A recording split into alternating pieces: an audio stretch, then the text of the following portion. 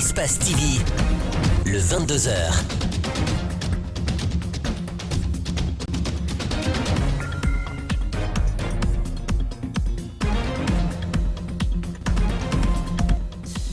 Mesdames et messieurs, ici c'est Espace TV et vous êtes dans le 22h. Bienvenue à toutes et à tous. Patrimoine minier, le Mali s'inspire du modèle guinéen. C'est dans ce cadre qu'une délégation de Bamako séjourne actuellement à Conakry. Les émissaires maliens ont été reçus par le ministre guinéen des Mines et de la Géologie. Et puis, lutte contre la drogue en Guinée, des saisies en cascade. Depuis quelques semaines à Conakry, ce mardi, une importante quantité de cocaïne a été encore présentée à la presse par l'OCAD. Le grand angle de la rédaction de ce soir vous conduit dans le monde des véhicules d'occasion en Guinée. Les commerçants de ce secteur sont dans la tourmente car un décret du président de la République interdit l'importation des véhicules âgés de 8 ans. Voilà pour le décor. Encore une fois, bienvenue à toutes et à tous. Nos mines tentent de se donner bonne mine à l'international, des réformes en profondeur qui ont produit des résultats au point d'inspirer le Mali voisin. Le patrimoine minier malien veut s'inspirer du modèle guinéen. C'est le but de la visite d'une délégation de hauts cadres du secteur minier de ce pays voisin en Guinée. La délégation a été reçue en audience ce mardi par le ministre des Mines et de la Géologie. Les images d'Aboubacar Dine Camara sont commentées par Idrissa Bari.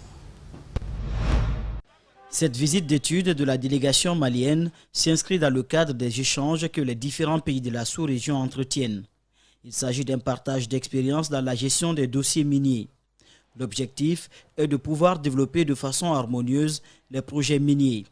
Le Mali, à travers cette visite, compte capitaliser pour améliorer la gestion de ses ressources minières. Nous partageons, comme M. le ministre l'a dit, la même culture. C'est le même contexte et vraiment acquérir l'expérience de la Guinée pour s'inspirer et faire développer le secteur minier malien et la plus judicieuse des décisions.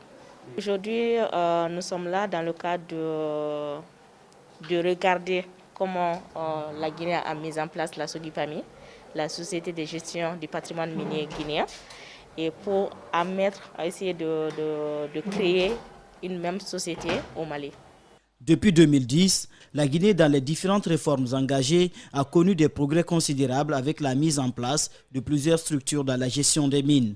Malgré ces progrès, les défis restent encore énormes, précise le ministre des Mines et de la Géologie. Chaque fois que nous avons ce genre d'opportunité, nous en profitons pour pouvoir voir les différentes difficultés que nous avons, les défis que nous avons, comment est-ce que ces défis sont abordés par nos pays voisins pour que nous puissions en tirer les leçons nécessaires, mais aussi partager de façon ouverte et sincère nos réalités avec les cadres de ces pays. Le chef du département des mines et de la géologie espère qu'à travers cette coopération, les deux pays pourront profiter et faire profiter leur communauté des avantages de l'exploitation minière. Cette question, la Guinée en phase de redevenir une plaque tournante du trafic de cocaïne. La question se pose car le pays est la cible des cartels de cocaïne. Le trafic s'accroît et les saisit aussi grâce à la vigilance des services de sécurité. Ce mardi, une importante quantité de cocaïne a été présentée à la presse par les services d'office central antidrogue. Une opération réussie grâce à une synergie d'action avec la brigade de la cellule de ciblage de la douane. La présumée détentrice d'origine guinéenne se rendait à Casablanca au Maroc où elle devrait livrer le colis prohibé. Mohamed Valek Touré, Lamine Silla, reportage. Il s'agit de 3,135 kg de cocaïne saisie dans les mains d'une jeune dame dont un cas malheureux. Une opération menée par la cellule de ciblage des services de la douane basée à l'aéroport et la brigade antidrogue des services spéciaux. Cette personne interpellée a été retrouvée avec une quantité assez grande. La deuxième saisie aussi a été effectuée, mais malheureusement, le suspect a été retrouvé mort. Le 14 décembre 2020, un corps sans vie a été retrouvé dans le district de Pamalap, à la frontière. Le 25 janvier 2021, une équipe spécialisée a procédé à l'examen du corps et à l'autopsie, qui s'est soldée par l'extraction de 31 boules de cocaïne pour un poids total de 750 grammes que vous voyez devant vous. S'exprimant sur la deuxième saisie de drogue, le commissaire de police a affirmé qu'elle a été effectuée le même jour par la brigade anti-drogue basée à l'aéroport. La drogue se trouvait dans des sacs en plastique. La brigade a réussi à mettre le grappin sur le suspect. En fait, je ne le connais pas, c'est lui qui m'avait appelé sur mon numéro. J'étais à la maison le jeudi là. Il m'a appelé sur mon nom directement, me salué, me demandé comment vas-tu. J'ai dit je vais bien. Après il m'a dit et en Guinée. J'ai dit non, moi je suis en Guinée mais je résidence au Maroc. Donc le samedi je dois retourner. Il m'a demandé tu es où. Je dis je suis à côté du centre métier.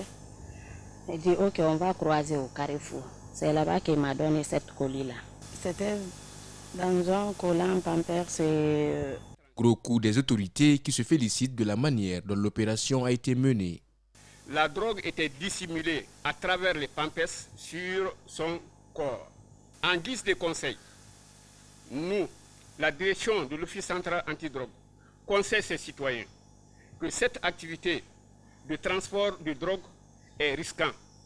Il y a des risques énormes qui suivent ça. L'important donc est de renforcer la politique répressive en intensifiant les contrôles et les saisies pour diminuer la rentabilité du trafic et décourager les trafiquants. Vigilance donc. Les organisations de défense des droits de l'homme s'inquiètent et s'interrogent sur les conditions d'incarcération des détenus dans les prisons du pays. Une inquiétude qui fait suite au suicide d'un prisonnier le week-end dernier à la maison centrale de Conakry. La Ligue guinéenne des droits de l'homme regrette et interpelle l'État. Elle sollicite une enquête sérieuse. Justin Leno, Ibrahim Souma. C'est le récent suicide de Thierno Aliou Djabi qui vient aggraver l'inquiétude chez les défenseurs des droits de l'homme et activistes de la société civile. En détention à la maison centrale de Conakry depuis plus de 7 ans, il était poursuivi et condamné à 20 ans de prison ferme, selon un article publié par Guinée News. Il y a longtemps que nous avons tiré sur la sonnette d'alarme pour attirer l'attention de l'opinion nationale et internationale du fait que la maison centrale qui est construite à l'époque coloniale, qui n'a pas connu une capacité d'accueil, qui était construite pour 300 détenus, continue à recevoir un certain nombre de personnes, surtout ces derniers temps. Et donc cette maison a fait son plein et au cours de ces derniers mois. Pour nous, cela explique en partie les cas de mort qui surviennent ces derniers temps à la maison centrale. Un mort de trop dans les maisons carcérales du pays, s'indignent les défenseurs des droits de l'homme et activistes de la société civile. Ils regrettent tous qu'ils ne soient pas suffisamment entendus par les autorités. Le CNOCS a adressé une correspondance à la Direction nationale de l'administration pénitentiaire pour rendre visite aux prisonniers qui sont en détention. L'autorisation a été donnée et demain matin nous nous rendons à la maison centrale pour avoir le premier contact avec les prisonniers et s'enquérir de leur état de santé et les conditions de détention. Son suicide a coïncidé au décès suspect de Dame Hawa, la défunte cuisinière survenue le week-end dernier à la maison centrale de Conakry. Selon les informations reçues par Guinée News, Thierno Aliou Djabi était celui qui pouvait le mieux apporter des informations autour de cette mort de Dame Hawa, vu qu'il travaillait dans la même cantine que la défunte. Nous voudrions demander que tous les cas de mort qui sont survenus à la maison centrale soient élucidés, notamment des cas d'autopsie, et que les résultats en tout cas soient produits et que ça puisse faire l'objet de débats contradictoires. Séisme d'une puissance de 5,1 à l'échelle de Richter. Il s'est produit mercredi 3 février dernier entre les préfectures de Kindia et Télémile aux alentours de 9h GMT. Il n'y a pas eu de mort, mais des dégâts matériels ont été relevés. Le service géologique attend la fin des enquêtes pour se prononcer aux médias. Retour sur le traumatisme vécu par les habitants de la zone avec Mamadou Sadio Baldé qui nous revient de Télémile. Il était peut-être écrit quelque part qu'un tremblement de terre allait avoir lieu mais que personne n'allait perdre sa vie. Sinon difficile de comprendre qu'une vieille la centaine révolue puisse survivre à ce choc. Un mur s'effondre, une des briques tombe dans son lit. Elle s'évanouit avant de reprendre connaissance quelques heures plus tard. 6 jours après, elle parvient à prononcer quelques mots.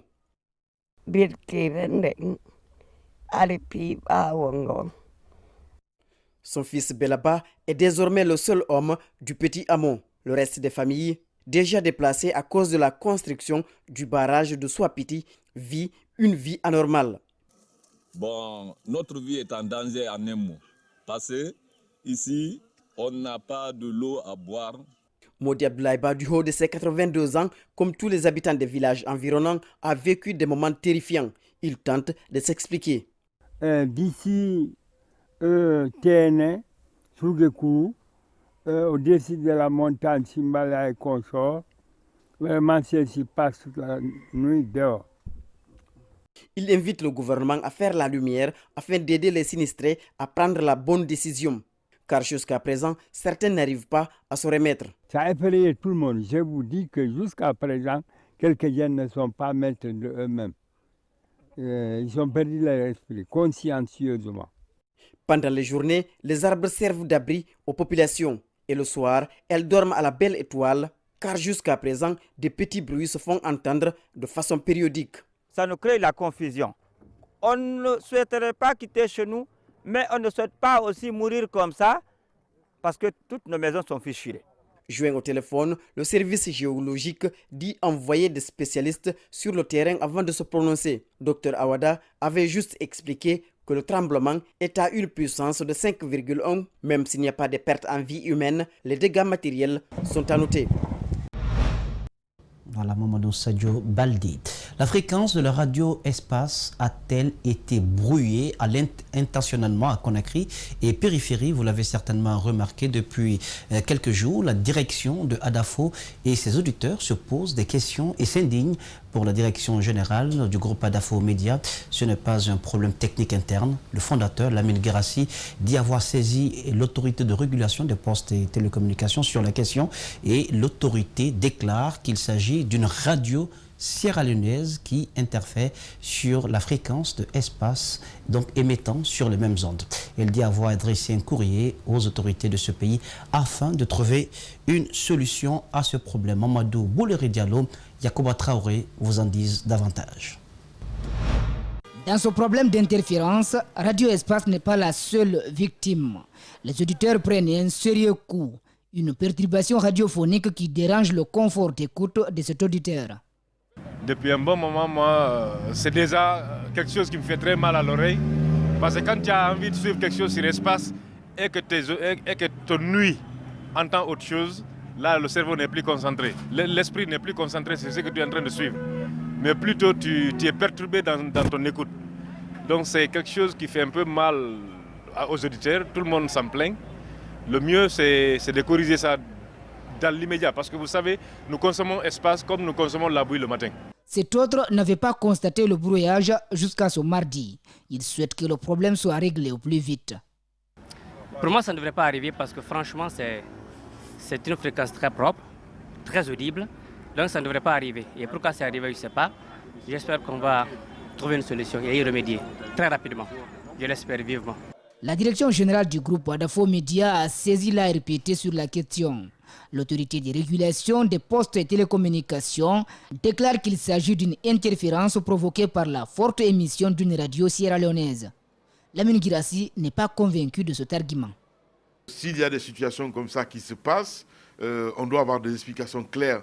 Moi, à mon entendement aujourd'hui, je dirais tout simplement que la fréquence qui nous brouille, n'est même pas en Sierra Leone, mais c'est plutôt c'est un émetteur qui émet à partir de Conakry, parce que jamais on a vu espace brouillé à Matoto ou je ne sais dans quel coin de Conakry. Donc, je suis juste, stupéfait. D'autres y voient une volonté de décourager les fidèles auditeurs de la 997. Si tel est le cas, Lamine Guirassi prévient. Si on se trouve dans cette situation aujourd'hui, c'est de voir dans quel contexte, évidemment, si la situation ne se règle pas, peut-être c'est de porter plainte contre l'État. Donc, est-ce qu'on va arriver jusqu'à ce point-là? Je ne pense pas. À l'ARPT, le DGA n'a pas voulu prendre la parole. Il s'est contenté de nous remettre le contenu des échanges entre lui et la direction générale de la radio espace et celle de Natcom de la Sierra Leone à laquelle il demande de diminuer la puissance de leur radio afin de ne pas dépasser sa zone. Si le problème persiste, Lamine Guirassi emploiera d'autres voies. C'est une chaîne star, en vérité. Tout le monde est censé écouter Espace. Franchement. Une situation trouble et confuse. Les points de vente Orange Money Guinée appellent ses membres à observer une grève sur toute l'étendue du territoire national du 8 au 10 février 2021. Ces vendeurs reprochent au service Orange Money de réduire leur commission sur les opérations monétaires de dépôt et retrait. Orange Finance Money dément cette accusation. Il dit avoir appliqué une loi des finances. Mamadou Kalisso, la Mensila. Au départ, les vendeurs Orange Finance Money bénéficiaient de 35% de commissions sur les transactions. Actuellement, le pourcentage est autour de 24%. Leur porte-parole déplore cette baisse drastique de leur intérêt. Nous avons constaté que les commissions sont réduites pendant que pour vous les clients, les frais de retrait n'est pas réduit. Maintenant, avec 1 million, vous payez 20 000 comme frais. Le point de vente, lui, gagne 4 000 et quelques poussières. Donc on a pensé que c'est inacceptable de la part de la société Orange. Orange Finance Money s'est entretenu ce lundi avec ses distributeurs sur la question. Son directeur dit avoir appliqué la loi de finances en vigueur dans le pays. Nous, on a appliqué une loi de finances que vous pouvez consulter.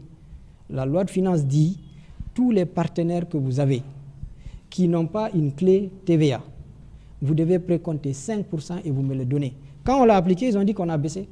Sur le terrain, la grève est observée autrement.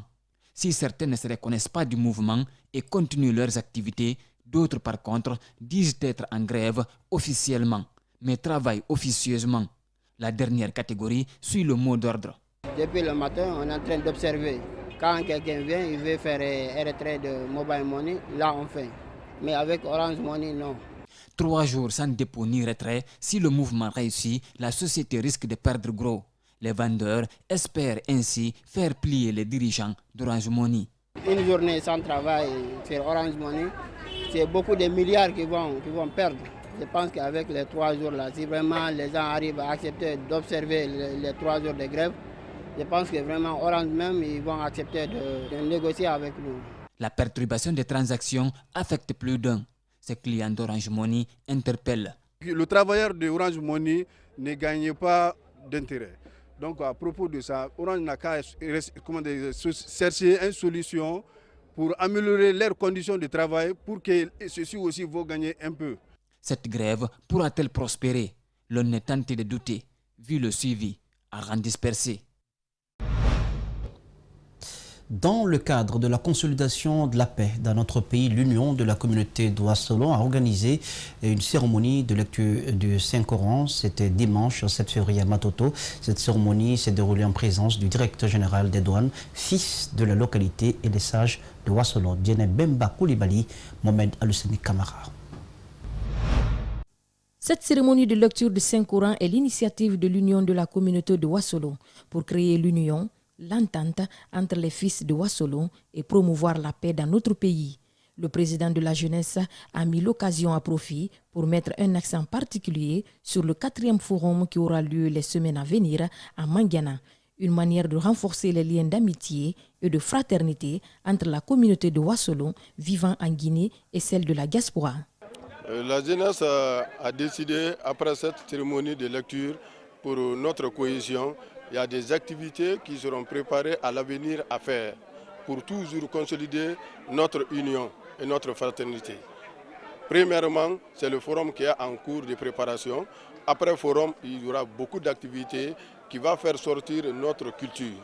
Pour sa part, le directeur général des douanes guinéennes et coordinateur des ressortissants de Ouassolo a exprimé ses sentiments de reconnaissance envers ceux qui se sont sacrifiés pour que Ouassolo demeure toujours une communauté de guerriers. Tous les fils et filles et alliés de Ouassolo se retrouvent pour faire une lecture du Coran pour la prospérité du pays, pour la prospérité des enfants, pour la santé du président de la République. Et pour toute la Guinée, je pense que c'est tout à fait normal et c'est ordinaire. Donc le sentiment que j'ai aujourd'hui, c'est un sentiment de retrouvailles, un sentiment de satisfaction, un sentiment de me retrouver parmi ceux qui ont fait de moi ce que je suis aujourd'hui. Selon les organisateurs, ce forum sera également une occasion de découvrir l'empire de Ouassolo à travers son histoire et sa recherche culturelle. Et puis, les femmes des 5 communes de la capitale exerçant la culture maraîchère et la riziculture sur le domaine d'études Sophonia viennent de perdre une partie de leur plaine. Elles soutiennent mordicus que cette plaine leur a été octroyée par l'État depuis 2014. C'est un reportage de Zenab Bangoura, Djibril Kabak Kamara. Elles sont plus de 600 femmes qui pratiquent le maraîchage et la riziculture sur cette plaine. Elles se voient aujourd'hui terrassées par les travaux de construction des logements sociaux sur ces sites. Sur ce domaine de 26 hectares, une partie leur a été enlevée et les plantes ont été déracinées. Elles accusent le groupe Gicopress d'être à l'origine de ce désastre. Les travailleurs de KPC sont venus déraciner nos bananeraies des buttes de nos patates. Depuis 2014, l'État nous a donné ce domaine. Nous détenons tous les papiers et il y a une limite. Cependant, ces femmes gardent toujours ce document dûment signé par l'ancien ministre de l'Agriculture, de l'Élevage, des Eaux et Forêts, Jean-Paul Sarr, qui atteste que le domaine est bien acquis. D'après ces dames, cette autre partie du domaine militaire contenait des plantes et celle-ci a été détruite depuis 4 mois par la même équipe avec la promesse de dédommagement, mais en vain.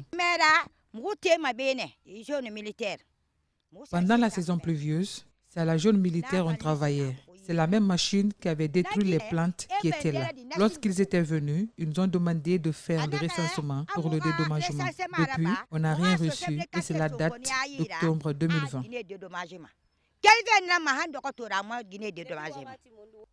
Pourtant, le président de la République, professeur Alpha Condé, leur aurait promis d'ajouter 30 hectares sur ces 26, disent-elles.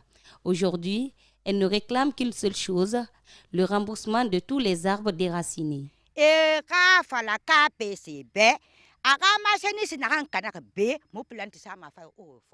Dites à KPC que nous allons porter plainte pour tout ce qu'il nous a fait. Si Alpha dit de quitter, nous allons céder. C'est ici qu'il veut construire. Il doit nous informer puisque c'est l'État qui nous a donné ce domaine.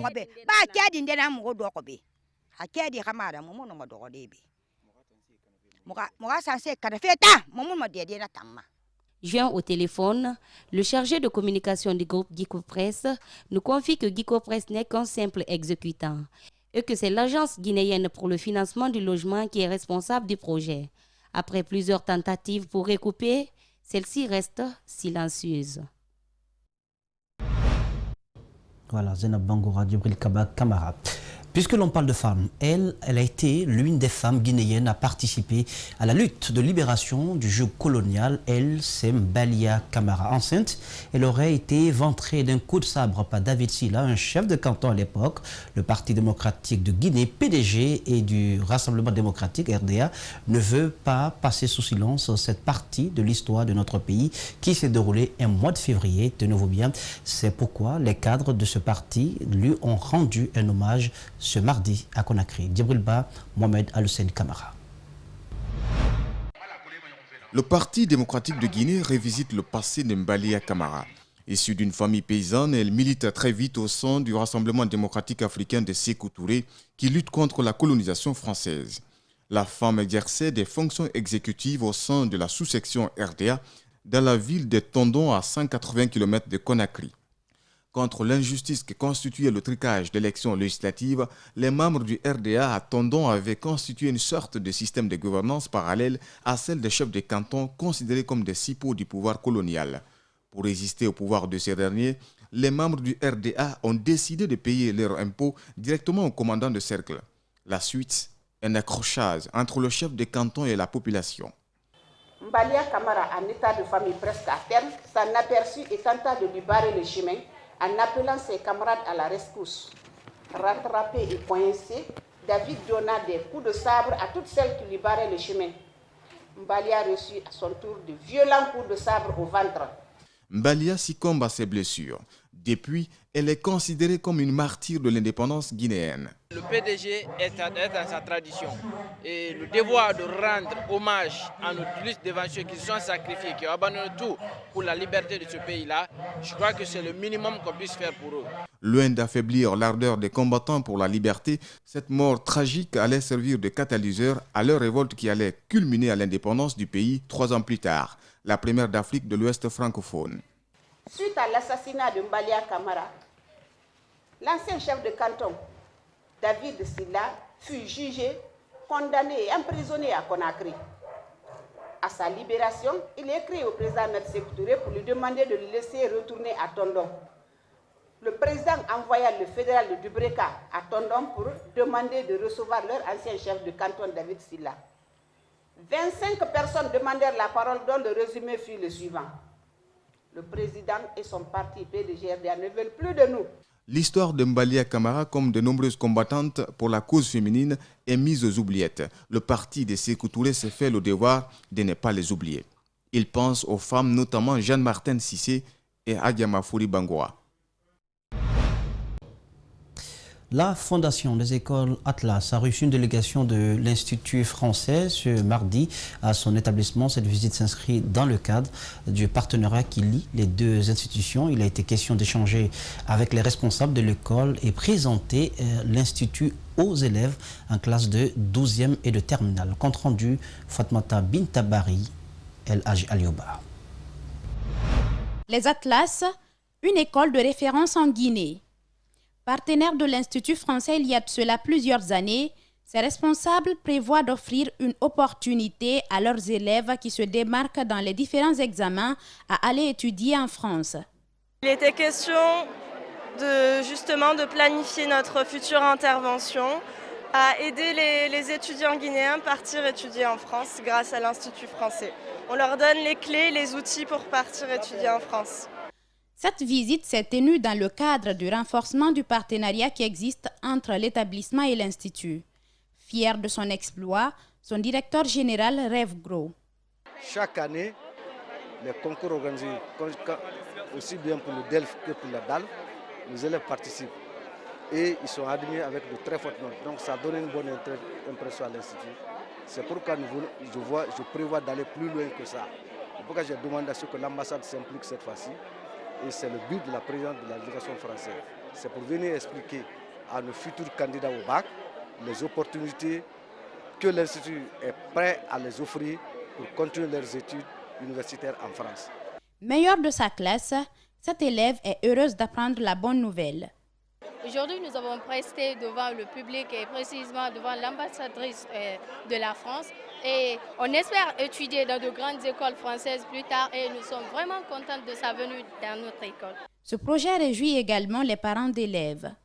Qu'est-ce que je peux dire d'autre si ce n'est donc au directeur de continuer ce qu'il a commencé et aussi à l'Institut donc de continuer de mettre en place cette collaboration qui permettra justement à nos enfants de préparer cet avenir que chaque parent aujourd'hui souhaite.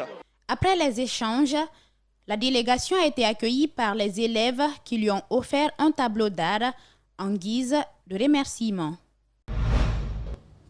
Sport à la base football, le tournoi de football à l'initiative du consortium UMS SMB Winning a débuté le week-end dernier dans la commune urbaine de Bokeh. Ce sont au total 16 équipes qui sont en compétition, une action vivement saluée par le district de football qui souligne que cette initiative contribuera au développement de cette discipline sportive. Selon le chargé de relations communautaires, l'objectif est de renforcer les relations entre les sociétés minières et les différentes communautés. Reportage Mamadou Pété Diallo, Aïssatou Kesso Diallo. Après la distribution des maillots et équipements sportifs aux différents compétiteurs, s'est suivi un carnaval qui a commencé du centre culturel jusqu'au stade 1er mai de Bokeh où s'est déroulé le match d'ouverture du tournoi du consortium qui va durer plusieurs semaines. Les responsables du district de football saluent l'initiative. Ils estiment que cette action rentre dans le cadre de la valorisation du football à la base. La présence du consortium SMB Winning est une opportunité pour Bokeh. Une opportunité pour Bokeh parce que non seulement au-delà de l'exploitation minière, mais il y a aussi des acquis pour le développement du football à la base. Aujourd'hui, quand je prends chaque club informel qui participe à ce tournoi du consortium bénéficie plus de 30 millions de francs guinéens.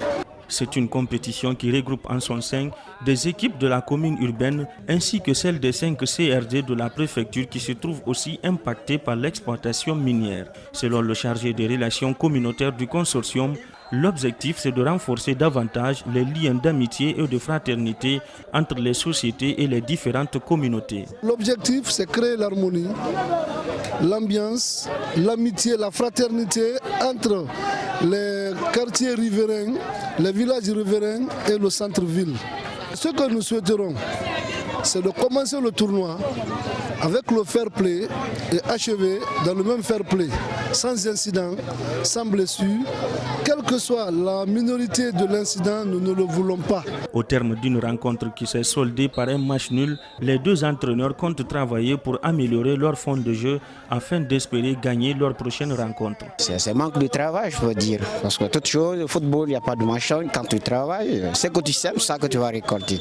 Donc, ça, à niveau de finition, ça nous manque beaucoup. C'est ça. Et alors, qu'est-ce que vous comptez faire pour que quand même les prochaines rencontres soient vraiment des résultats positifs? Bon, nous espérons beaucoup travailler, améliorer avec le staff et les joueurs pour plus avoir une suite favorable. Je ne suis pas satisfait le résultat du fin de match.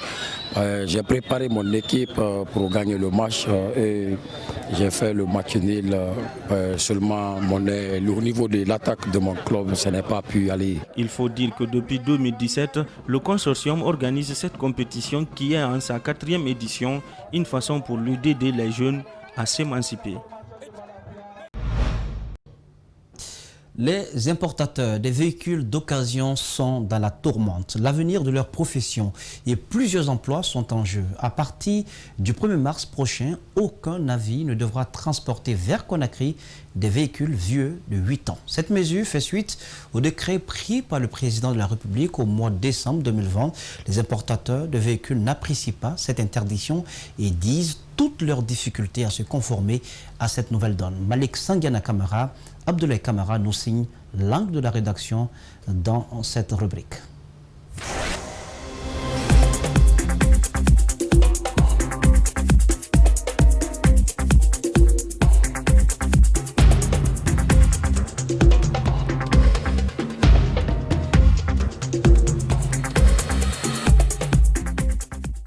À Conakry, il est rare de voir des voitures sorties d'usine dans la circulation routière.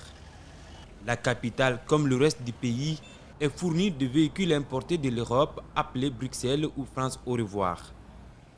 Tout au long de l'autoroute Fidel Castro, des parkings sont remplis de voitures de marques différentes.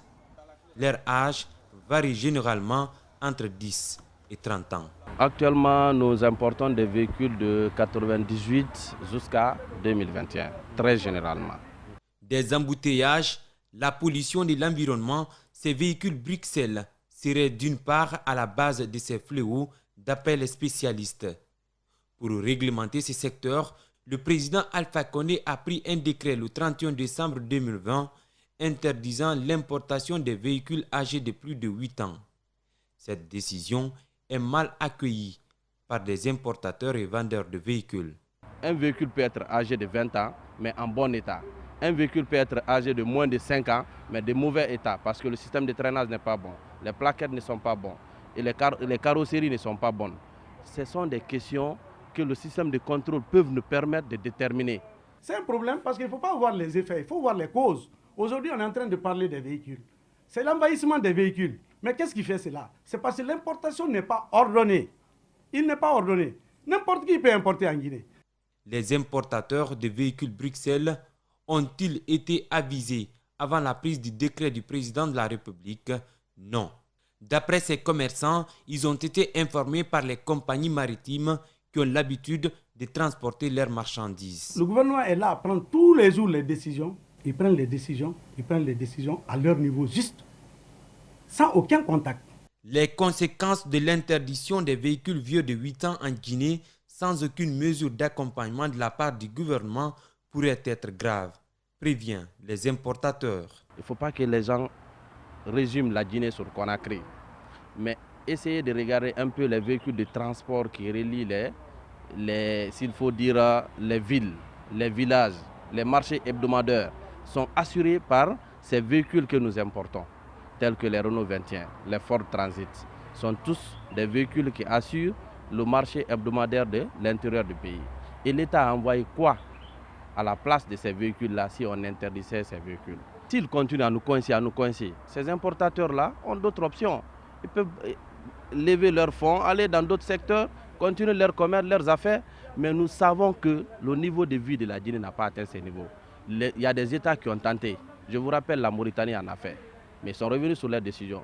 Le Nigeria en a fait, ils sont revenus sur leurs décisions. On prend l'exemple sur Abidjan aujourd'hui, mais tous les véhicules rentrent à Abidjan. Cet engin des années 80 transporte des agrégats sur les chantiers à Conakry. Malgré sa vétusté, son propriétaire continue à l'utiliser sans aucune visite technique. Au fur et à mesure le véhicule tire, il y a certaines choses qui gâtent. Donc si ça gâte, il y a certaines pièces pour avoir, c'est un peu difficile aussi. Tu es obligé de modifier pour que tu puisses travailler. C'est pour ça qu'on met l'essence dans le bidon pour économiser quoi. Pour lui, se doter d'un nouveau véhicule actuellement n'est pas aisé à cause de la conjoncture. Dans les autres pays, on peut interdire et ça peut marcher. Mais ici, notre développement ne peut pas nous envoyer à ce niveau d'abord. Dans les parcs, la clientèle se fait de plus en plus rare, se lamentent ces commerçants. De l'achat au transport jusqu'au dédouanement d'un véhicule, le coût connaît chaque fois des augmentations. Avant, il y avait les petits véhicules là qui ont un dédouanement à 6 millions, mais actuellement c'est à 6 millions 500. Il y a des voitures même en l'air là, comme les Mitsubishi Espace là, le dédouanement c'était à 7 millions, mais actuellement c'est 7 millions 500. Le taux de devise, seul en Guinée, ça ne fait que monter en flèche. Avec le faible pouvoir d'achat des Guinéens, le marché d'automobile est souvent lent. Avant l'interdiction de cette décision-là, on a du mal même à écouler les véhicules de 25-30 millions par rapport à, s'il faut dire, au niveau financier des Guinéens. Les Guinéens n'ont pas d'argent. Pour diminuer le nombre de véhicules dans le parc, afin d'assurer certaines dépenses comme la location des lieux, ces commerçants sont obligés de donner à crédit des engins aux clients. La réclamation de l'argent ne se fait pas sans difficulté. Des fois, d'autres disparaissent en tant que tu ne te mets pas sur pied sur leur bureau et puis les déranger beaucoup, ils ne viennent pas payer. Ils auront la paresse de venir de payer le reste de l'argent. Pour la toute première fois en 2016, l'État avait interdit toute importation de véhicules vieux de 8 ans, et ceux ayant leur direction à droite. Mais à bien observer les engins dans les parcs, cette mesure est à peine respectée. Pour les importateurs, la solution serait tout autre. Les vieilles voitures qu'on parle, il suffit seulement aujourd'hui qu'on met. Si toutefois ça ne va pas, si ils acceptent de mettre les hasards à notre disposition, comme on n'a pas assez de temps, nous on est prêts à donner les solutions. Il y a plein de solutions. Vous comprenez? En ce qui concerne l'envahissement des véhicules, si aujourd'hui on a la visite technique qui est mise en place, qui est exigée par la police comme l'assurance, et on introduit sans tolérance, sans corruption, tu penses qu'il va y avoir l'embouteillage? C'est impossible. Grand tank donc sur le secteur d'importation de véhicules d'occasion, et c'est ce grand tank qui met fin à cette édition d'information. Merci mesdames et messieurs de l'avoir suivi. Excellent sur le programme sur Espace TV, la télé de notre planète. Bonsoir.